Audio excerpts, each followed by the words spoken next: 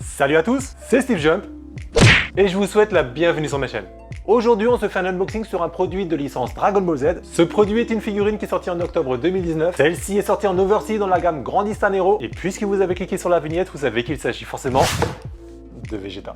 On peut situer celui-ci dans l'arc-bout dans la mesure où il n'a pas son armure avec lui, mais aussi parce que dans la mesure où c'est un dérivé de la Grandista japonaise, on avait à l'origine un Super Saiyajin Vegeta et on avait la possibilité de changer la tête pour le mettre en mode Majin. Bref, ce que je vous propose, c'est qu'on se retrouve directement sous la caméra pour découvrir ensemble ce nouveau produit. Allez, à tout de suite.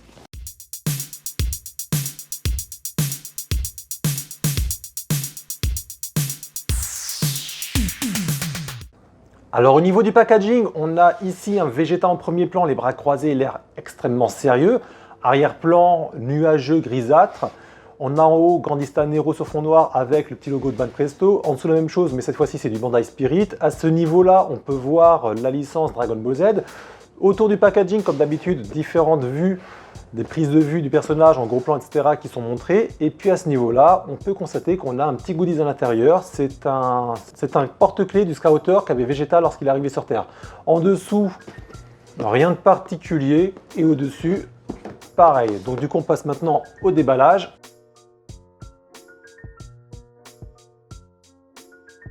Alors, nous avons ici 4 pièces. On a le socle noir hyper moche, on va dire ce qui est. On a également le petit goodies fourni, la tête de Vegeta et le corps. Alors, le petit goodies, le Scouter, il se met dans ce sens-là. On a ici une petite vitre transparente. Je vous le montre comme ça. On a également à l'intérieur peint en blanc la détection de puissance. Il y a des petites rayures. Bon, c'est pas bien grave. Ouais, malheureusement. Mais on a également des petits défauts de peine qui, eux, s'enlèvent assez facilement. Ils sont adaptés au visage de Vegeta. Voilà. Après, il y en a qui le collent ou autre. Moi, personnellement, je ne le mettrai pas. Mais ce que je trouve sympa, c'est qu'en fait, on laisse le choix à celui qui l'a de finalement faire un petit peu de customiser son personnage comme il l'entend. Ça, c'est assez cool. Donc, la tête se met très facilement. On a ici un Vegeta, mais musculature extrêmement bien réalisée. On a des veines qui ressortent super bien. Alors bien sûr, c'est le corps à l'origine du Vegeta Grandista de la version japonaise où on avait la tête de Majin Vegeta. Les gens mettaient majoritairement celle-ci. Là, je trouve que le regard hyper sérieux, hyper combatif, je dirais, avec ce corps-là, ça lui sied mais vraiment bien. D'autant que là, on n'a pas forcément la musculature du Vegeta, on va dire, dans l'animé et dans le manga, mais c'est plutôt pas mal, je trouve. Alors, au niveau du reste du corps, on a ici une musculature qui est plutôt bien modélisée. On a des impacts un petit peu partout. On a des petits chocs également, des éraflures qui sont plutôt voyantes et très très bien modélisées. On a quelque chose qui semble en tout cas très correct. On a pour le sculpte ici une chevelure asymétrique au niveau des pointes. Donc en gros, c'est mis de façon aléatoire et moi j'aime beaucoup. On a ici pas mal de petits traits plus ou moins profonds pour un petit peu intensifier celle-ci. On n'a pas forcément la vision de jointure de ce que j'en vois très visible. Donc ça c'est cool. Des petites pointes de colle par-ci par-là. Mais bon ça, un petit cure-dent, ça s'enlève facilement, j'en suis sûr. Donc voilà, au niveau du visage, on a un œil un peu plus, je dirais, fermé par rapport à l'autre, histoire de montrer un petit peu le côté observateur de Vegeta. C'est plutôt propre, on a un froncement de sourcils qui est bien réalisé, le nez, la bouche, etc. Le visage, il est vraiment bien fait, on ne peut pas dire le contraire. Vraiment, moi, j'aime beaucoup. Au niveau maintenant des pecs, les pecs hyper bombés, c'est propre, avec des petites veinasses qui apparaissent, et également au niveau du cou, des deux côtés. C'est nickel. Au niveau de la musculature, les épaules sont bien réalisées, ainsi que les biceps et l'avant-bras. L'avant-bras, on a vraiment l'impression qu'il l'a rentré à l'intérieur de son gant. De l'autre côté, on a exactement la même chose. Il y a des stries, c'est propre honnêtement. Ici, vous voyez une espèce de petite couture apparente avec les plis des gants qui apparaissent, également par en dessous. Donc quand on descend, la musculature sur la combinaison, elle est nickel. On a même des petits endroits où on a une sorte d'élasticité de son vêtement. Si c'est le vêtement qu'il avait sur la planète Namek, il avait expliqué à Gohan et à Krillin de mémoire qu'en fin de compte, celle-ci était élastique, c'était une matière particulière et du coup, elle s'adaptait parfaitement au corps. Bah là, en fin de compte, ça prend tout son sens quand on regarde celui-ci parce que si vous regardez bien, l'intégralité de ses muscles, finalement, sont visibles. C'est super. Au niveau du paquet, ils ont même mis une sorte de strie qui apparaît. c'est plutôt bien fait. Honnêtement, il n'y a rien à redire, hein. Ici, donc les muscles au niveau des quadriceps sont apparents. On a des petits chocs par-ci, par-là. Je vois pas forcément de grosses jointures, hein. Je suis épaté. Une petite ici. Voilà. De l'autre côté, je pense qu'il y a la même chose. Ouais, pareil ici. Mais c'est limite effacé. C'est parce que j'ai l'œil dessus que je la vois. Sinon, elle est hyper discrète. Mais vraiment.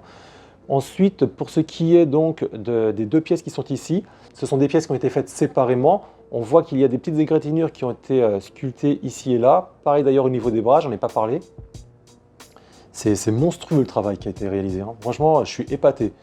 Derrière, des petits chocs encore une fois. Les éraflures, nickel. Ici, on voit que ça fait un petit peu pâté. Ceci étant, c'est pas si grave, honnêtement, c'est plutôt bien réalisé dans l'ensemble, donc ça, je le passe largement.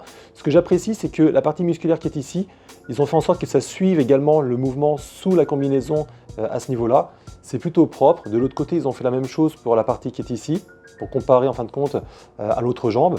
Et en soi, je trouve que ouais, c'est du beau travail, hein, honnêtement. Pour les bottes, écoutez, la même chose que sur les gants, c'est-à-dire qu'on a des plis cohérents, c'est bien modélisé dans l'ensemble. En dessous, par contre, ils n'ont pas fait les petits stries qu'on a l'habitude de voir sous les chaussures. Après, c'est pas si grave parce qu'une fois que c'est posé, honnêtement, on y fait abstraction. Pour ce qui est de la combinaison de Vegeta, on a l'intégralité de celle-ci qui est en bleu foncé et uniquement les muscles et les articulations sont faites dans un espèce de bleu très dense, limite noir. C'est plutôt pas mal, vous voyez au niveau des abdos par exemple, c'est le cas. Au niveau des articulations des cuisses, au niveau de la rotule, ça l'est également. C'est vraiment bien fait. De l'autre côté, il y a un travail également qui a été réalisé, c'est pas laissé à l'abandon. Pour les bottes, on a juste un petit brush au niveau des plis, également devant. C'est suffisant honnêtement. Et pour ce qui est des bras et de la peau en général, de toute façon, ils ont mis comment dirais-je, les stries des muscles, ils les ont brushés avec une couleur plutôt brune par rapport au reste de la peau pour vraiment les faire rejaillir. Pareil au niveau des pecs et au niveau du cou. Pour le visage, c'est juste sur le côté, il y a un tout petit peu de brush, mais tout léger, suffisamment pour mettre un tout petit dégradé. Le visage en soi, rien de particulier sur la face avant.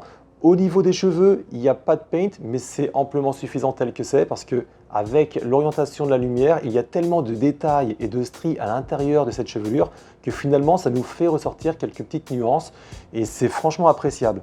J'oubliais de vous dire que les petites égratignures que vous voyez au niveau des bras, pas toutes, mais pour beaucoup en tout cas, également au niveau des cuisses, sont teintes d'un espèce de marron légèrement rougeâtre, je dirais. Et du coup, ce qui est plaisant, c'est que si vous mettez la figurine comme ça, de face ou de l'autre côté, et vous avez ces fameuses petites égratignures qui vont potentiellement apparaître. Ça, c'est assez plaisant. Alors, question du jour, est-ce que j'ai besoin ou pas de mettre le socle? Il n'y a pas besoin, mais il tangue quand même, hein. Ouais, non, je pense que je vais quand même le mettre. Alors, il se met...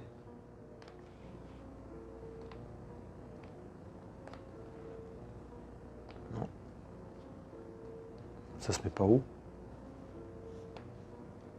Non, c'est impossible, cette tête là. Ouais. Voilà, ça se met comme ça. Voilà. Donc en gros, ouais, hein, malheureusement, c'est voyant, mais bon, après, il n'y a pas de 36 solutions. Donc voilà. On a ici un Vegeta qui fait 30 cm de hauteur par 13 de largeur et concernant le profil, entre les bras et le dos, nous avons 9 cm. Allez hop, on débrief. Alors ici, on a un Vegeta plutôt bien fini, je trouve. Il n'y a pas forcément beaucoup de défauts. On a éventuellement le côté brillant qui peut ne pas plaire à tout le monde ou le côté un petit peu plus musclé que dans le manga ou que dans l'anime. Moi, personnellement, ça me convient très bien. Donc du coup, avis subjectif, est-ce que je vous la recommande? C'est un oui. Vous avez maintenant mon avis sur la figurine. Donc pour le coup, cet unboxing se termine. Comme d'habitude, je vous invite à me laisser un avis dans l'espace des commentaires juste en dessous la vidéo. Si vous avez aimé, n'hésitez pas, le petit pouce bleu, ça fait toujours plaisir. Vous pouvez toujours aussi vous abonner et activer la petite clochette de notification qui vous permettra de savoir lorsque je poste de nouveaux contenus. Si vous voulez suivre mon fil d'actualité, je vous mets ici mon Twitter et mon Instagram. D'ailleurs, j'ai ajouté 2 liens dans la description de ma vidéo. Au niveau des vidéos, ce sera donc le mercredi maintenant à 18h30 et le dimanche à 10h. Pour le reste, je vous dis à la prochaine. C'était Steve Jobs. Ciao!